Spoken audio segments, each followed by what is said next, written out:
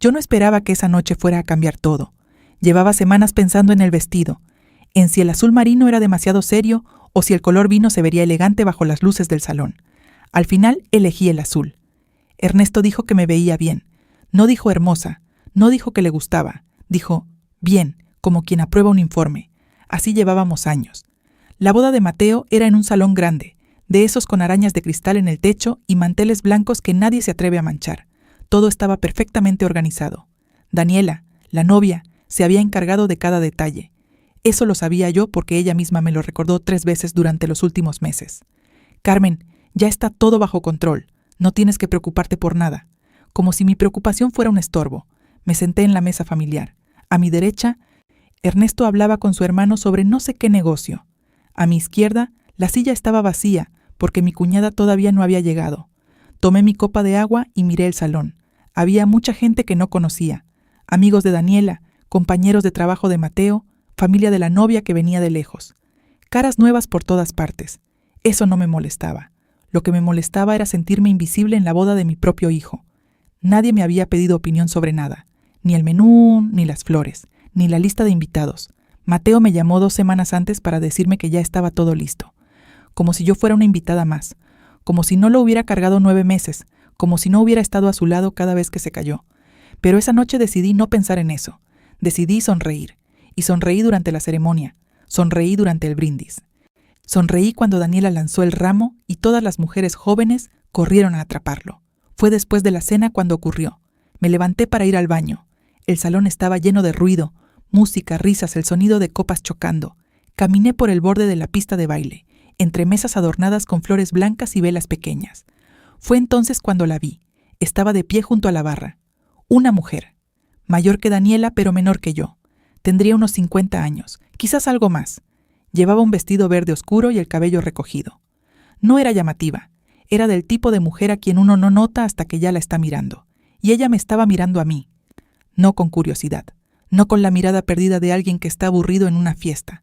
Me miraba como quien lleva tiempo esperando el momento exacto. Seguí caminando. Pero antes de que pudiera pasar, ella se movió. 2 pasos hacia mí, y sin decir mi nombre, sin presentarse, abrió los brazos y me abrazó. Como si me conociera. Como si llevara años esperando ese abrazo. Yo me quedé quieta, con los brazos a los lados, sin saber qué hacer. Ella olía a un perfume suave, floral, discreto. Y entonces, con la boca muy cerca de mi oído, dijo, «Sé quién eres, tenemos que hablar». Se separó de mí antes de que yo pudiera reaccionar. Me miró a los ojos un segundo, y en esa mirada había algo que no supe nombrar en ese momento. Ahora sé que era lástima. Se alejó hacia una de las salidas laterales del salón, una puerta pequeña que daba a un corredor, y se detuvo ahí. Me miró una vez más. Estaba esperando que yo la siguiera. No sé por qué lo hice. Podría haberme dado la vuelta. Podría haber vuelto a mi mesa y terminado mi copa y fingido que nada había pasado. Pero había algo en su voz, algo que no era una invitación, era una advertencia. La seguí. El corredor era estrecho y olía a humedad y a comida de cocina. Había una silla plástica apoyada contra la pared y una caja de botellas vacías en el piso. La mujer esperaba de pie. Ya no tenía esa expresión tranquila de afuera.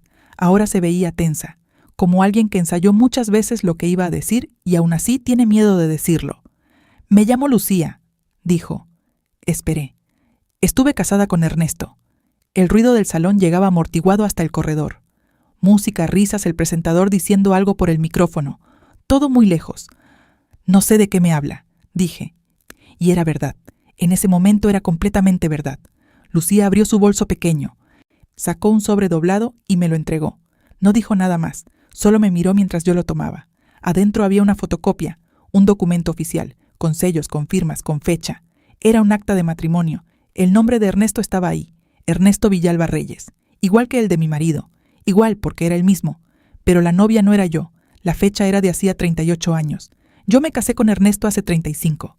La hoja me temblaba en la mano. O me temblaba la mano a mí. No estaba segura. «Nunca nos divorciamos», dijo Lucía. Su voz era tranquila, del tipo de tranquilidad que le cuesta mucho trabajo a alguien. Lo intenté 2 veces. Las 2 veces él desapareció antes de firmar. Levanté los ojos del papel. «Entonces usted y él...» «Legalmente», dijo ella. «Seguimos casados». El presentador del salón dijo algo gracioso. La gente se rió. Era una risa grande, colectiva, feliz. Yo no podía respirar bien. ¿Por qué me dice esto ahora, Mom?, pregunté. ¿Esta noche? ¿Aquí? Lucía cruzó los brazos. Miró el piso un momento antes de responder. Porque durante años no supe dónde encontrarlo, y cuando lo encontré, no tuve valor. Hizo una pausa. Pero hace 3 meses vi el anuncio de la boda de su hijo, en redes sociales, con la foto de ustedes dos. Me miró, y pensé que usted tenía derecho a saber. ¿Derecho a saber qué exactamente? Que su matrimonio no existe, dijo, que legalmente usted nunca fue su esposa, que todo lo que tienen a nombre de él, usted no tiene ningún derecho legal sobre eso. El papel seguía en mi mano. Lo miré otra vez. Los sellos eran reales, la firma era real, y la fecha era real. De 3 años antes de que Ernesto me dijera que me amaba por primera vez, 3 años antes de que yo creyera cada palabra. Iba a decir algo, no sé qué, pero antes de que pudiera hablar, escuché pasos en el corredor. Me di vuelta. Era Mateo. Mi hijo estaba parado en la entrada del corredor, con su traje de novio, la corbata un poco suelta, la copa en la mano. Nos miraba a las dos, y en su cara no había sorpresa, no había confusión, no había la expresión de alguien que acaba de encontrar a su madre en un corredor oscuro, hablando con una desconocida. Había otra cosa. Había el gesto de alguien que sabía exactamente lo que estaba viendo, y que esperaba que este momento llegara. El silencio entre los tres duró apenas unos segundos, pero fue el tipo de silencio que ocupa todo el espacio. Mateo bajó la copa despacio, la sostuvo con las 2 manos, y como si necesitara tener algo entre los dedos para no saber qué hacer con ellos. Me miró a mí, luego miró a Lucía, luego volvió a mirarme a mí. Mamá, dijo, solo eso.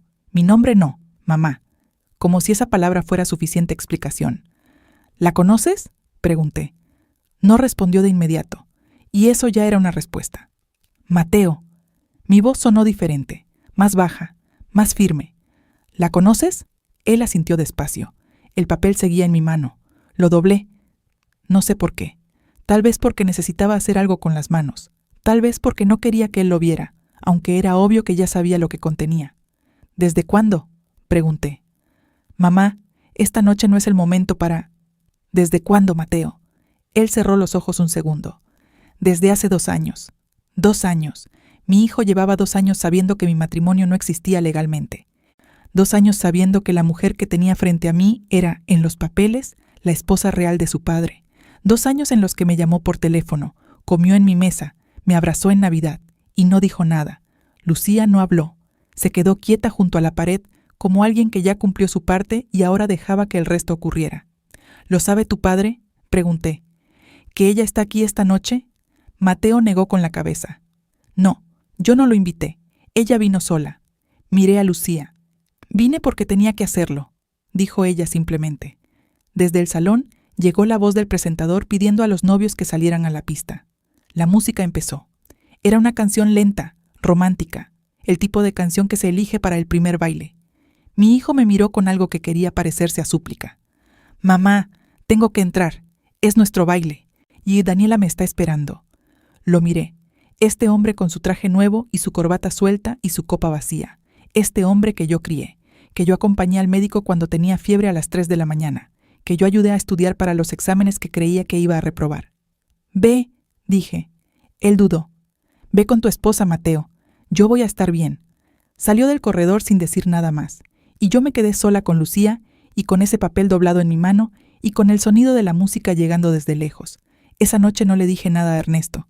Volví a la mesa. Tomé mi copa. Sonreí cuando había que sonreír. Aplaudí cuando los novios bailaron. Abracé a Daniela cuando tocaba abrazarla. Fui perfectamente invisible, como siempre, pero esta vez por elección propia. Ernesto no notó nada diferente. Eso también me dijo algo. En el coche, de regreso a casa, y él manejó en silencio. La radio puesta en algo que yo no escuchaba. En un semáforo sin mirarme dijo, ¿estuvo bien la boda? Sí, dije. Daniela organizó todo muy bien. Sí. Silencio otra vez.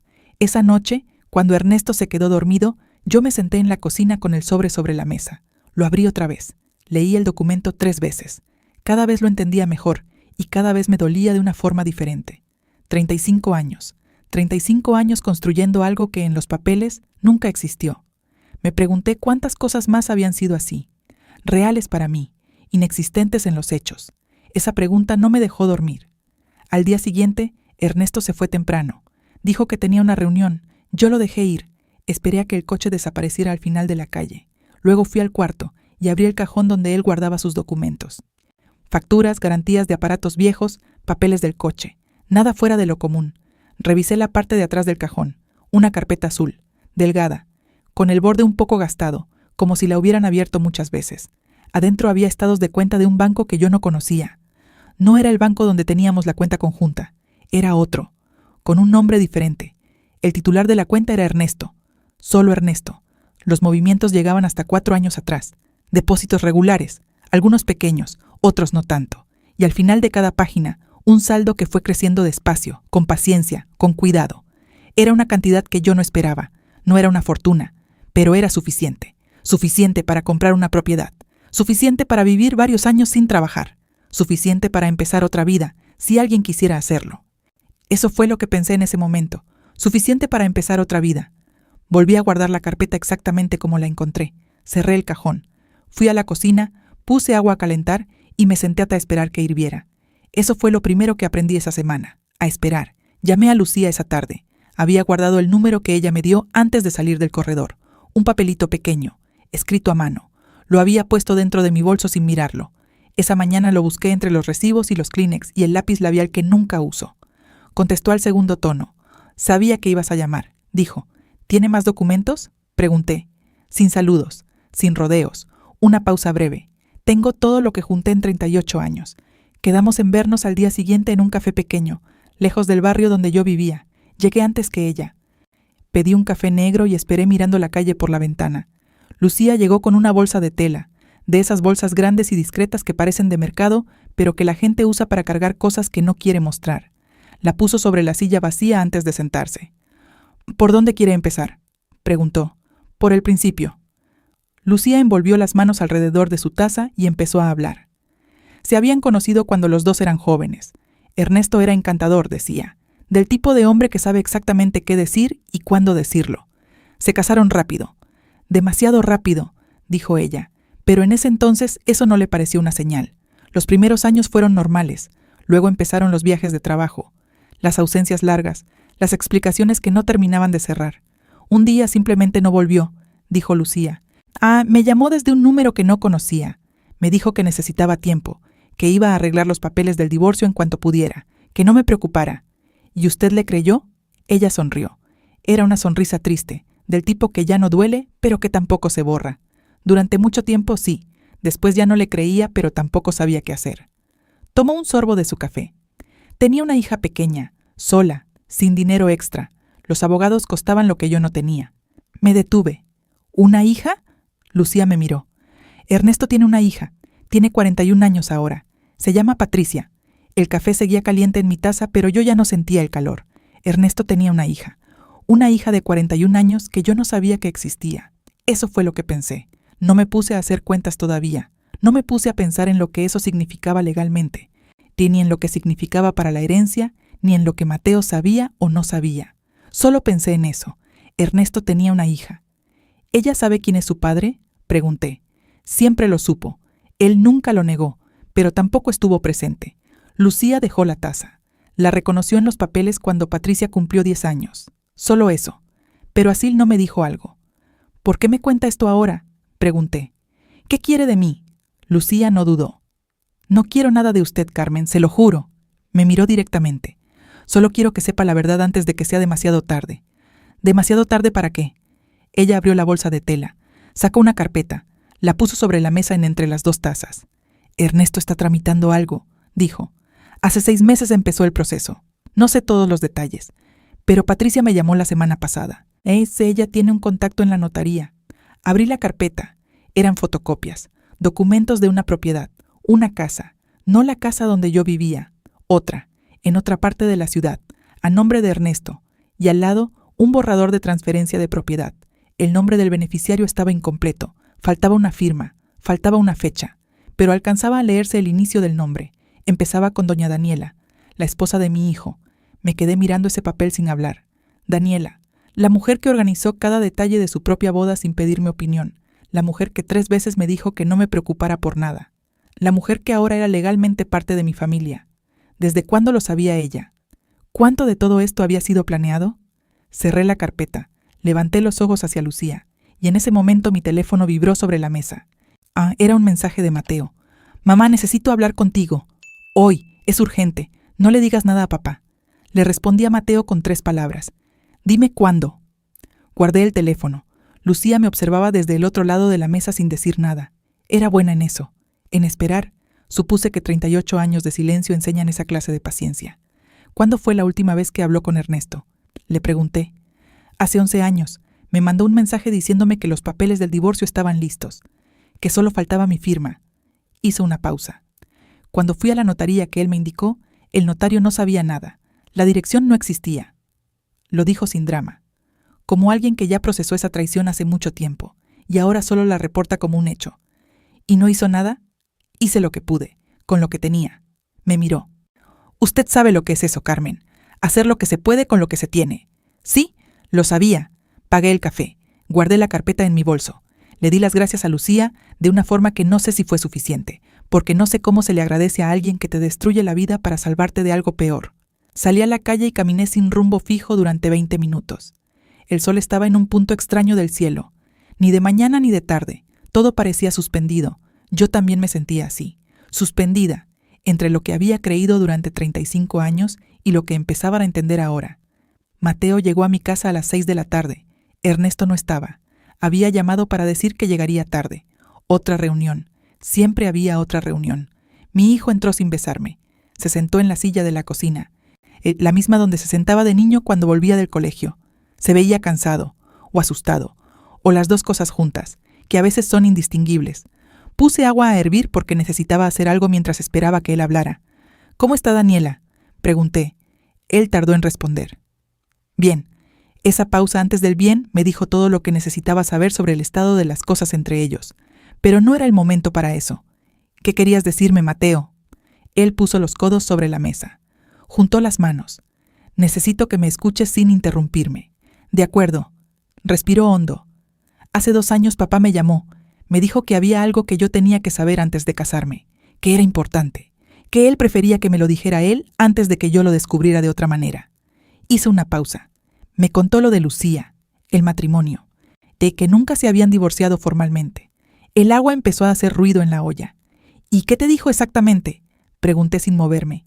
«Que era un error administrativo, que él había iniciado el proceso de divorcio años atrás, pero que ella nunca firmó, que legalmente había un vacío, pero que en la práctica no tenía ningún efecto real, porque ellos no tenían contacto ni propiedades compartidas». «¿Y tú le creíste?». Mateo levantó los ojos hacia mí. Quería creerle. Apagué el fuego debajo de la olla.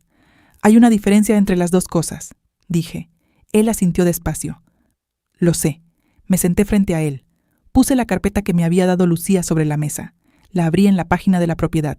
En el borrador de transferencia con el nombre incompleto que empezaba con de Mateo, miró el papel. Su cara cambió. No fue un cambio dramático. No se puso pálido ni apartó la vista de golpe. Fue algo más pequeño, un ajuste mínimo alrededor de los ojos, del tipo de cambio que uno aprende a leer solo cuando conoce a alguien desde que nació. «¿Sabías lo de la propiedad?», pregunté. Silencio. «Mateo». «No con ese nivel de detalle», dijo finalmente. «Pero sabías algo». Él cerró los ojos. «Daniela me dijo que tu padre le había prometido ayudarlos a los dos, que tenía una propiedad que quería poner a nombre de los dos para cuando tuvieran hijos». Abrió los ojos. «Me lo presentó como un regalo, como algo normal que hacen los padres». «¿Y te pareció normal?». «Me pareció raro, pero ella dijo que ya lo habían hablado con él, que tú también lo sabías». Ahí estaba. Daniela le había dicho que yo lo sabía. Yo, que no sabía absolutamente nada. Me levanté. Caminé hasta la ventana. Afuera la calle estaba igual que siempre. Los mismos árboles, el mismo pavimento, el mismo vecino de enfrente regando sus plantas, aunque ya estaba oscureciendo. Todo igual, todo completamente diferente. «Mamá». La voz de Mateo sonó diferente, más joven, del tipo de voz que uno tiene cuando sabe que cometió un error que no tiene reparación sencilla. «Lo siento». Me volteé a mirarlo. «¿Qué es exactamente lo que sientes?». Él no respondió de inmediato. «Debí haberte dicho algo. Cuando papá me contó lo de Lucía, debí habértelo dicho a ti». Apretó las manos sobre la mesa. «Pero él me pidió que esperara, que él mismo iba a hablar contigo, que solo necesitaba tiempo para encontrar la manera de decírtelo». «¿Y cuánto tiempo lleva buscando esa manera?». Mateo bajó la mirada. 2 años. El silencio que siguió fue largo. Afuera, El vecino terminó de regar sus plantas y entró a su casa. La calle quedó vacía. Quiero que me digas una cosa, dije. Una sola, y quiero que sea verdad. Él levantó los ojos.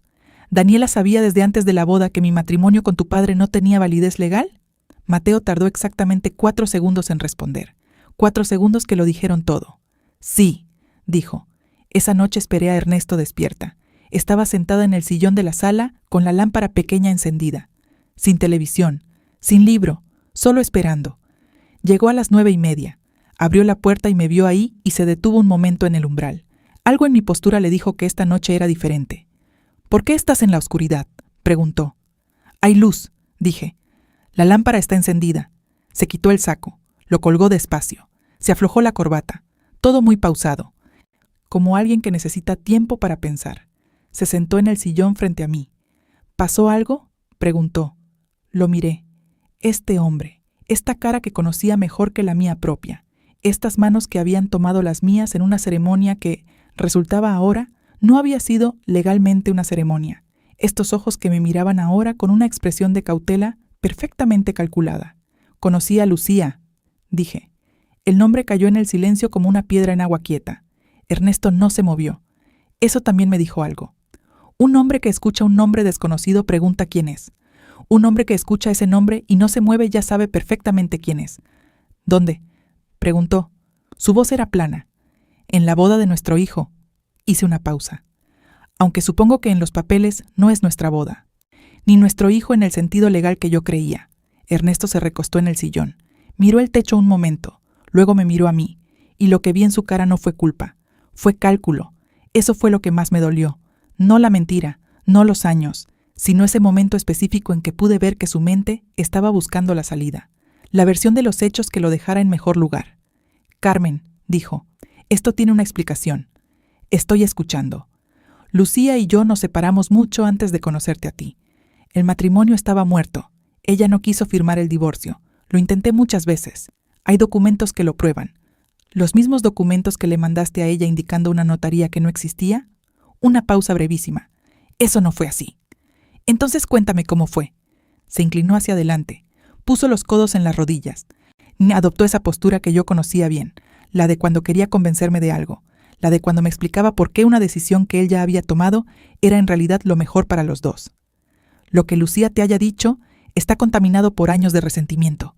Ella nunca me perdonó que me fuera, y tiene razones para querer hacerme daño. ¿Y la cuenta bancaria?, dije. Silencio. ¿Qué cuenta? La carpeta azul que guardas en el fondo del cajón de los documentos. Esta vez el silencio fue diferente, más denso. Eso es dinero que he ahorrado durante años para nuestra vejez, dijo. Pero la explicación llegó demasiado rápido, demasiado lista. ¿Y la propiedad?, pregunté. ¿La que estás transfiriendo a nombre de Daniela? Ahí fue cuando Ernesto se paró. No gritó, no levantó la voz. Se paró del sillón y fue hasta la ventana y se quedó de espaldas a mí mirando la calle oscura. Y ese gesto me dijo más que cualquier palabra que hubiera podido decir. ¿Cuánto tiempo llevas planeando esto?, pregunté. No respondió. Ernesto, no estás entendiendo lo que estás viendo, dijo sin darse la vuelta. Entonces, explícamelo. Se dio vuelta por fin, y en su cara había algo que yo había visto otras veces a lo largo de los años, pero que nunca había sabido nombrar correctamente. Lo había llamado seriedad, lo había llamado preocupación, lo había llamado el peso de los problemas del trabajo. Ahora lo reconocía por lo que era: desprecio, suave, controlado, perfectamente disimulado debajo de 35 años de cortesía conyugal, pero desprecio al fin. Vas a calmarte, dijo. Y mañana vamos a hablar de esto con más claridad. Yo estoy completamente calmada. Carmen, mañana voy a hablar con un abogado, dije. Esta noche voy a dormir en el cuarto de Mateo. Me levanté. No hagas esto más grande de lo que es, dijo. Lo miré una última vez antes de salir de la sala. Ernesto, dije, ya es tan grande como es. Yo solo acabo de verlo. Cerré la puerta del cuarto detrás de mí. Me senté en la cama y puse las manos sobre las rodillas y respiré. Desde la sala no llegó ningún sonido durante un largo rato. Luego escuché el ruido inconfundible de Ernesto marcando un número en su teléfono. Una llamada a esa hora de la noche. Me pregunté a quién le estaba avisando, y en ese momento mi propio teléfono vibró sobre la cama. Un mensaje, de un número que no tenía guardado. Carmen, soy Patricia, la hija de Ernesto. Necesito hablar con usted antes de que él haga lo que está planeando. Tengo documentos que usted no ha visto todavía. Mañana puede ser tarde. Me quedé mirando la pantalla. Patricia, la hija que yo no sabía que existía hasta esta mañana. La hija que ahora me decía que mañana podía ser tarde. Afuera de la puerta, Ernesto seguía hablando en voz baja. Y yo entendí, en ese momento, que el tiempo se me estaba acabando. Esa noche no dormí. Me quedé en la cama del cuarto de Mateo, con el teléfono sobre el pecho y los ojos abiertos mirando el techo. Afuera, en algún momento, Ernesto terminó su llamada. Escuché sus pasos en el corredor. Se detuvieron frente a la puerta. Esperé. Luego siguieron hacia el cuarto principal. La casa quedó en silencio. Pero no era el silencio tranquilo de siempre. Era el silencio de dos personas en el mismo techo, pensando en cosas completamente opuestas. Él pensando en cómo controlar lo que ya no podía controlar. Yo pensando en cuánto tiempo llevaba viviendo dentro de una mentira que tenía los mismos muebles, el mismo olor, la misma rutina que una vida real. A las 2 de la mañana le escribí a Patricia. Mañana a las 10, dime dónde. La respuesta llegó en menos de un minuto. Una dirección, un barrio que yo conocía de nombre, pero donde nunca había tenido razones para ir. Puse el teléfono boca abajo sobre la mesita y cerré los ojos, no para dormir, solo para descansar de ver. Ernesto se fue antes de que yo saliera del cuarto. Lo escuché. La ducha, el cajón de la ropa, los pasos en la cocina, el ruido breve del café. La puerta principal cerrándose con ese clic seco que yo había escuchado miles de mañanas sin pensar nada. Esta mañana pensé en todo. Pensé en cuántas de esas mañanas él había salido a construir algo que no era para mí. Cuántas llamadas, cuántas reuniones, cuántas decisiones habían pasado por esa puerta sin que yo supiera nada. Me levanté, me vestí sin mirarme demasiado en el espejo. Tomé la carpeta de Lucía, guardé el teléfono en el bolso y salí. Patricia vivía en un apartamento pequeño en un edificio sin portero. Cuarto piso, escaleras sin ascensor. Subí despacio, no por el cansancio, sino porque cada escalón me daba un segundo más para prepararme para lo que no sabía que iba a encontrar. Toqué el timbre. La puerta se abrió casi de inmediato, y me encontré frente a una mujer que tenía los ojos de Ernesto. No era una semejanza vaga, ni una de esas cosas que uno dice por decir. Eran los mismos ojos, la misma forma, el mismo color oscuro, la misma manera de mirar directamente sin parpadear demasiado. Verlos en esa cara desconocida fue como encontrar un objeto familiar en el lugar equivocado. «Carmen», dijo, no como pregunta, como confirmación. «Patricia», me hizo pasar. El apartamento era ordenado y pequeño. Una mesa de trabajo llena de papeles, estantes con libros, una planta en la ventana que necesitaba agua, el tipo de espacio que habla de alguien que vive solo y ha aprendido a estar cómodo con eso. Nos sentamos a la mesa. Ella no me ofreció café. No hubo preámbulos. Me gustó eso. «¿Cuánto le contó mi madre?», preguntó. «Lo suficiente para estar aquí», asintió. «No, entonces le voy a contar el resto». Abrió una carpeta gruesa que ya estaba sobre la mesa, más gruesa que la de Lucía, mucho más. «Trabajo en Contraloría», dijo. «Llevo años en eso. Sé cómo se mueve el dinero, sé cómo se esconde. Y cuando mi madre me llamó hace 3 meses diciéndome que había visto el anuncio de la boda de Mateo, empecé a mirar. ¿A mirar qué exactamente? A mi padre. Pasó la primera página de la carpeta hacia mí. Era un esquema, hecho a mano, con flechas y nombres en recuadros. En el centro, el nombre de Ernesto. A los lados, 3 estructuras diferentes. Una cuenta personal, una empresa pequeña registrada a nombre de un primo lejano. Y una tercera figura que me tomó un momento identificar. Una fundación. «¿Una fundación?», dije, registrada hace 7 años, con un objetivo declarado de apoyo a comunidades rurales. Patricia me miró. «Nunca ha hecho ningún trabajo con comunidades rurales, pero sí ha recibido dinero de contratos con 2 municipios diferentes». «¿Contratos para qué?». «Para obras que en algunos casos se hicieron a medias, en otros no se hicieron». Me quedé mirando el esquema. «¿Esto es legal?», pregunté, aunque ya sabía la respuesta. «No». Pasó más páginas, más documentos, más flechas, todo muy ordenado, muy metódico.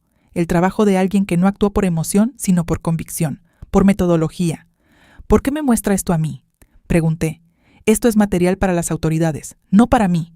Patricia cerró la carpeta. «Porque en 2 de esos contratos», dijo despacio, «aparece su nombre». El aire del apartamento cambió.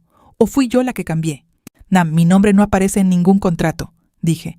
«No en los contratos finales, pero en los registros internos de la empresa del primo hay correos donde se menciona su nombre como aval moral del proyecto, como la esposa del gestor principal». Me miró fijamente. Si esto explota, Carmen, y hay una investigación, su nombre va a aparecer. Y dado que su matrimonio no tiene validez legal, usted no tiene ni siquiera el estatus de cónyuge para alegar desconocimiento. Lo entendí todo en ese momento. No era solo que Ernesto hubiera construido algo sin mí.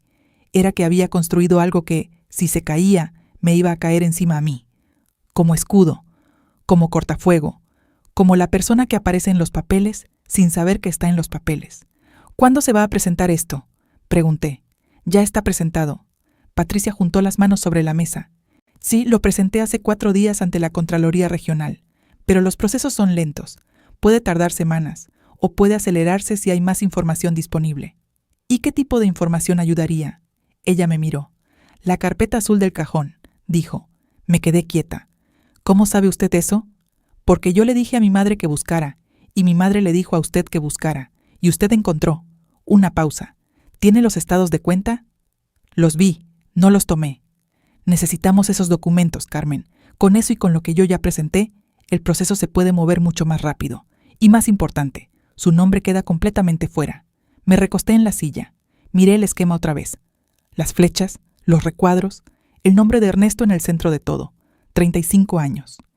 Este hombre había pasado 35 años construyendo esto mientras yo construía una casa, una familia, una vida que creía compartida. No sentí rabia en ese momento, o sí la sentí, pero debajo de algo más grande, algo más frío, claridad. Necesito unos días, dije. No tenemos muchos días, respondió Patricia. Dame hasta el viernes. Ella asintió despacio. Me levanté para irme, tomé mi bolso, y entonces recordé algo.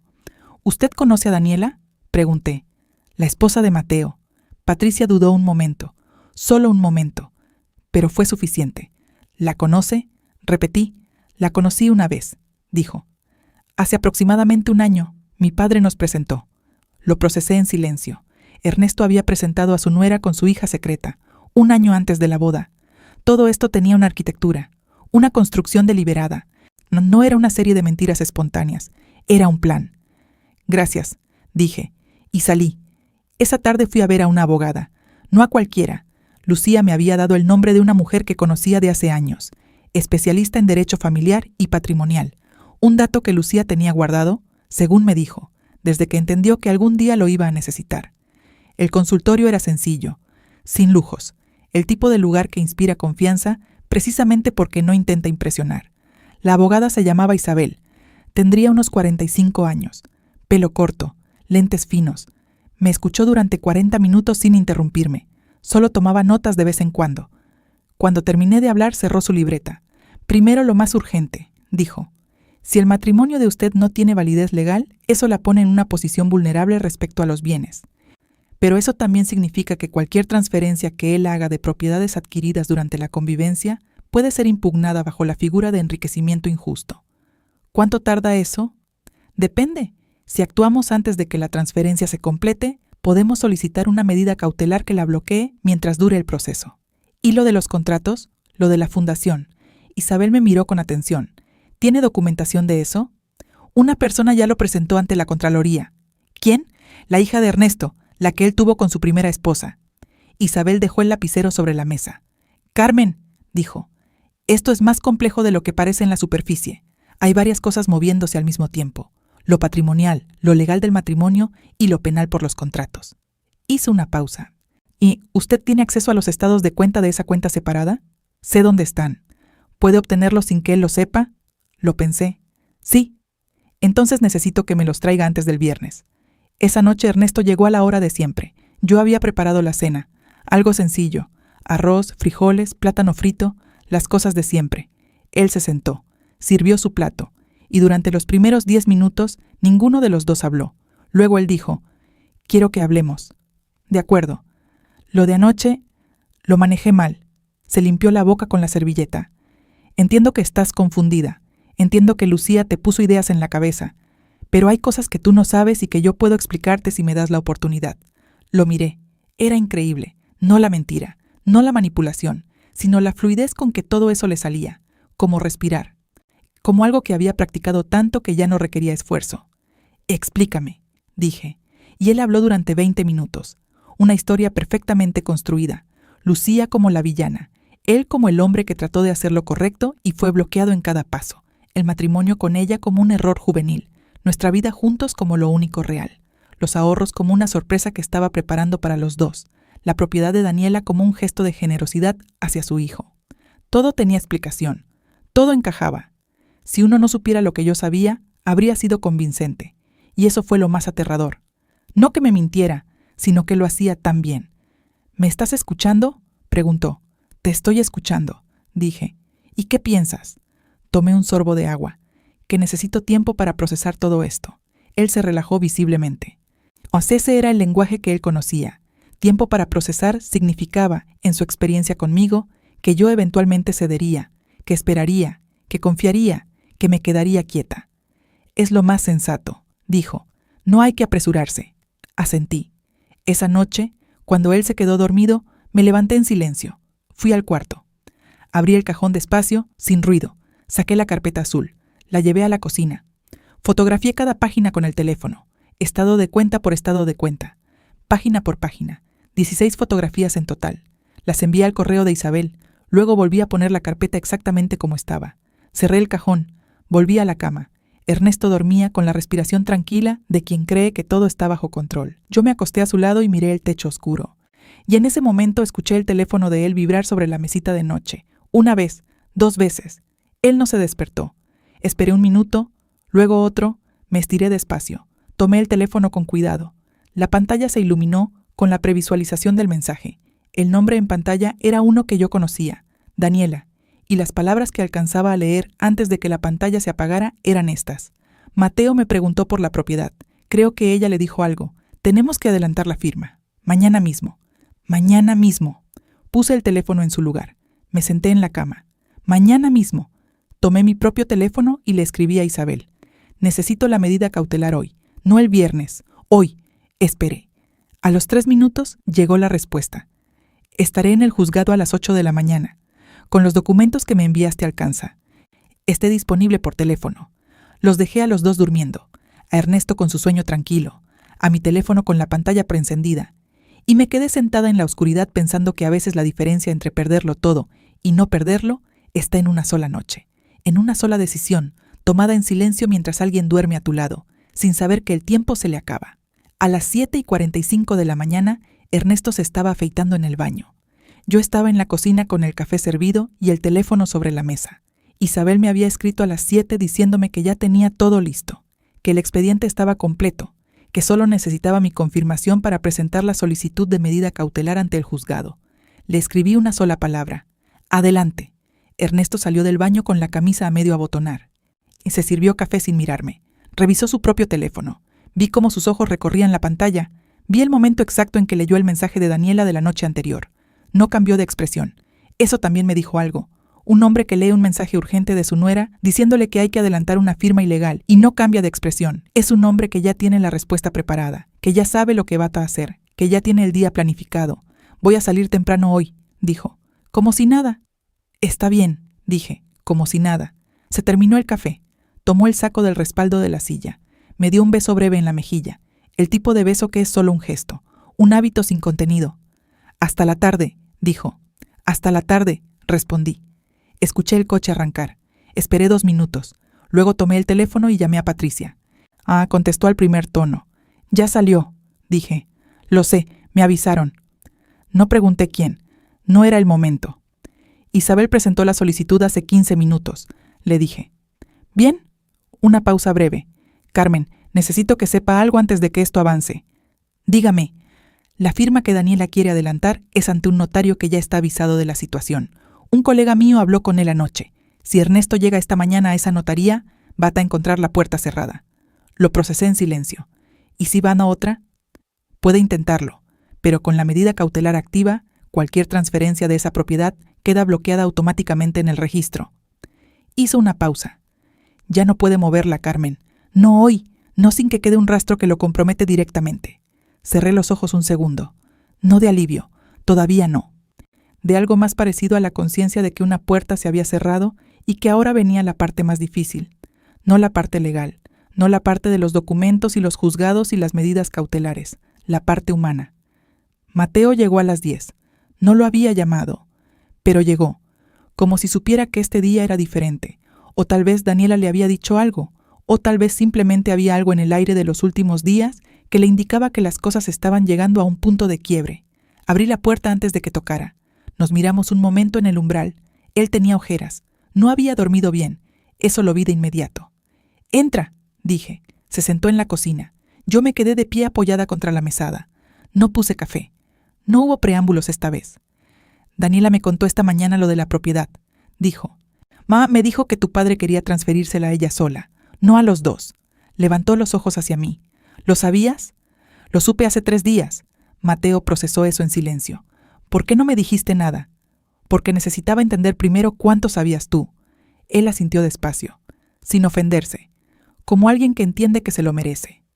«¿Qué va a pasar ahora?», preguntó. «Ahora hay una medida cautelar sobre esa propiedad. No puede transferirse». Me crucé de brazos. «Y hay un proceso en la Contraloría por los contratos de la fundación de tu padre». Mateo parpadeó. «¿Qué fundación?». Lo miré y entendí que eso al menos era verdad, que esa parte él no la sabía. Se lo expliqué en 10 minutos, lo esencial. Sin drama innecesario, los contratos, el dinero, los municipios, la empresa del primo. Él escuchó sin interrumpir. Sí, su cara fue cambiando despacio. De la sorpresa a algo más oscuro, más difícil de nombrar. Cuando terminé, él se quedó callado un momento largo. «¿Y Daniela?», preguntó finalmente. «¿Hasta dónde llega su parte en todo esto?». Era la pregunta que yo no quería responder, no porque no supiera la respuesta, sino porque sabía lo que le iba a costar escucharla. «Mateo», dije, «tu esposa sabía que mi matrimonio con tu padre no era legal. Lo sabía antes de la boda, y sabía lo de la propiedad, y conocía a Patricia desde hace 1 año». Él bajó la cabeza. Lo dejé procesar. Afuera un coche pasó lento por la calle. Una paloma se posó en el borde de la ventana y se fue enseguida. El reloj de la cocina marcaba su ritmo tranquilo e indiferente. «¿Qué tan metida está en lo penal?», preguntó sin levantar la cara. «No lo sé todavía. Eso lo determinará la investigación». Mateo se frotó la cara con las manos. «Dios». «Lo siento», dije, y lo decía en serio, porque a pesar de todo, a pesar de los 2 años de silencio y de saber y no decir, ese hombre era mi hijo, y verlo en ese momento, con esa cara, me dolía de una manera que ningún documento legal podía explicar. Me acerqué, puse una mano en su hombro, él la tomó con las suyas, y se quedó así, quieto, con los ojos cerrados. Antes de continuar, si esta historia te está llegando al alma, suscríbete. Lo que viene ahora cambia todo. Ernesto llegó a la casa a la 1 de la tarde. Mateo todavía estaba allí. Estábamos sentados en la sala cuando escuchamos la puerta. Nos miramos. Ninguno de los dos se movió. Ernesto entró y nos vio a los dos. Se detuvo. Esa fracción de segundo en que evaluó la situación lo dijo todo. Y sus ojos pasaron de Mateo a mí, de mí a la mesa donde había papeles, de los papeles a la cara de su hijo. Y supo. No supo exactamente qué, pero supo que el terreno había cambiado bajo sus pies. «¡Qué sorpresa!», dijo, todavía con ese tono controlado, esa voz de hombre que no pierde la compostura. «Siéntate, papá», dijo Mateo. Ernesto lo miró. Era la primera vez que yo veía a Mateo hablarle a su padre con ese tono, directo, sin la deferencia de siempre, sin el rodeo cuidadoso que usaba cuando quería decirle algo difícil. Ernesto se sentó. Lo que siguió duró casi 2 horas. No voy a contar cada palabra. Algunas cosas pertenecen a esas 2 horas y no necesitan salir de ahí. Pero sí voy a decir lo que importa. Ernesto negó. Primero todo, luego las partes más graves, luego solo las que podía negar con alguna coherencia. Hasta que Mateo puso sobre la mesa las fotocopias de los estados de cuenta y el esquema de Patricia y la copia de la solicitud cautelar con el sello del juzgado. Y entonces Ernesto dejó de hablar. Se quedó mirando los papeles durante un tiempo que pareció muy largo. Cuando levantó los ojos, no me miró a mí. Miró a Mateo. «Esto lo hice por ustedes», dijo. Mateo negó con la cabeza despacio. «No, papá, lo hiciste por ti». Ernesto abrió la boca, la cerró. Y por primera vez en 35 años de conocerlo, vi algo en su cara que no había visto nunca. No arrepentimiento, no exactamente, sino el agotamiento de alguien a quien ya no le alcanza la energía para seguir sosteniendo el peso de todo lo que construyó. Eso fue lo más triste. No la traición, no la mentira, sino ese hombre viejo y cansado sentado frente a los papeles que lo revelaban tal como era, sin el barniz de 35 años de apariencias. Si estás escuchando esta historia desde un país cuyo nombre lleva la letra E, suscríbete. Y déjame en los comentarios tu país. Quiero ver cuántas mujeres estamos aquí. todavía aprendiendo a decir basta. Los días que siguieron fueron largos y llenos de trámites. Isabel trabajó rápido, con los estados de cuenta, con el acta de matrimonio de Lucía, con el informe de Patricia y con la medida cautelar ya activa. El panorama legal fue tomando forma. El proceso de nulidad matrimonial por impedimento preexistente, que era el nombre técnico de lo que me habían hecho, se inició formalmente. Isabel me explicó que dado que el matrimonio de Ernesto con Lucía nunca fue disuelto legalmente, mi unión con él no tenía validez, pero que eso no me dejaba sin derechos, todo lo contrario. La ley contempla la figura de la conviviente de buena fe, me explicó. Usted vivió 35 años como su esposa creyendo genuinamente que lo era. Eso le da derechos patrimoniales sobre los bienes adquiridos durante la convivencia. No todos, pero sí los que corresponden. Y la propiedad de Daniela, bloqueada indefinidamente hasta que se resuelva el proceso principal. Isabel juntó sus manos sobre el escritorio. Y dependiendo de lo que determine la Contraloría sobre los contratos, podría haber implicaciones penales que afecten también la titularidad de otros bienes. Para Ernesto, y posiblemente para quien haya participado a sabiendas. No dije el nombre de Daniela, no tuve que decirlo.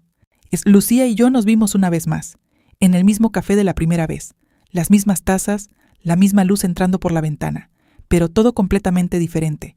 Ella llegó con una expresión que no supe descifrar de inmediato. Cuando se sentó, entendí lo que era: alivio. El alivio de alguien que cargó algo muy pesado durante mucho tiempo y finalmente lo puso en el suelo. ¿Cómo está usted?, me preguntó. Aprendiendo, dije. Ella asintió, como si eso le pareciera la respuesta más honesta posible. ¿Y Patricia?, pregunté. Bien, siguió con el proceso en la Contraloría. La citaron la semana pasada para ampliar su declaración. Una pausa. Es una mujer muy valiente, mi hija. Ojalá la hubiera conocido antes en otras circunstancias. Yo también. Tomamos el café en silencio por un momento. ¿Lo odia?, me preguntó Lucía de repente. No tuve que preguntar a quién se refería. Lo pensé con honestidad. No, dije finalmente. Quisiera poder odiarlo. Sería más simple. Miré mi taza. Pero lo que siento es algo más parecido al dolor de despertar. Como cuando uno ha dormido en una posición incómoda toda la noche y solo al levantarse entiende por qué le duele todo. Lucía me miró un momento largo. Eso es exactamente, dijo. Eso es exactamente lo que es. 3 semanas después, Ernesto se fue de la casa. No hubo una escena dramática. No hubo gritos ni portazos. Él hizo sus maletas un martes en la mañana, mientras yo tomaba café en la cocina. Pasó 2 veces frente a mí cargando cosas. La tercera vez se detuvo. «Carmen», levanté los ojos. Él estaba de pie en la entrada de la cocina con una maleta pequeña en la mano, con esa cara que ya no intentaba calcular nada. Y solo un hombre de 67 años parado en la cocina de una casa que había sido suya y que ahora estaba dejando. «Lo siento», dijo. 2 palabras, 35 años, 2 palabras. No le dije que estaba bien, porque no estaba bien. No le dije que lo entendía, porque no lo entendía del todo. No le dije nada que no fuera verdad. «Sé que lo sientes», dije. Y eso fue todo. Salió. La puerta hizo ese clic seco de siempre, y por primera vez en 35 años, el silencio que quedó después de ese clic no me pareció vacío. Me pareció mío. Mateo tardó más tiempo en resolver lo suyo. Lo de Daniela no terminó de un día para otro. Esas cosas nunca terminan rápido. Hubo conversaciones largas, silencios más largos todavía, y decisiones que solo ellos 2 podían tomar. Yo no me metí, no era mi lugar. Pero una tarde mi hijo vino solo a tomar café, sin avisar, como cuando era pequeño y llegaba del colegio y se sentaba en esa misma silla y me contaba su día sin que yo tuviera que preguntar nada. Se sentó, tomó su taza y estuvo callado un rato. «¿Cómo estás tú, mamá?», preguntó finalmente. Era la primera vez en mucho tiempo que alguien me hacía esa pregunta con esa cara, con esa atención real de quien espera una respuesta verdadera. Lo pensé. «Estoy aprendiendo a vivir en una casa que siento mía por primera vez», dije. Él asintió despacio. «¿Eso es bueno?». «Sí», dije. «Creo que sí». Tomamos el café juntos en silencio, y ese silencio sí era el bueno, del tipo que no necesita llenarse con palabras para no incomodar, del tipo que existe entre personas que se conocen de verdad y que están empezando, despacio, a encontrarse otra vez. Meses después Isabel me llamó con la resolución final. Me correspondía la mitad de los bienes adquiridos durante la convivencia. La casa donde yo vivía pasaba a mi nombre. La cuenta bancaria secreta quedaba bajo revisión judicial por el proceso penal de los contratos. La propiedad que Ernesto quiso transferirle a Daniela nunca se transfirió. No gané todo, nadie gana todo en estas cosas.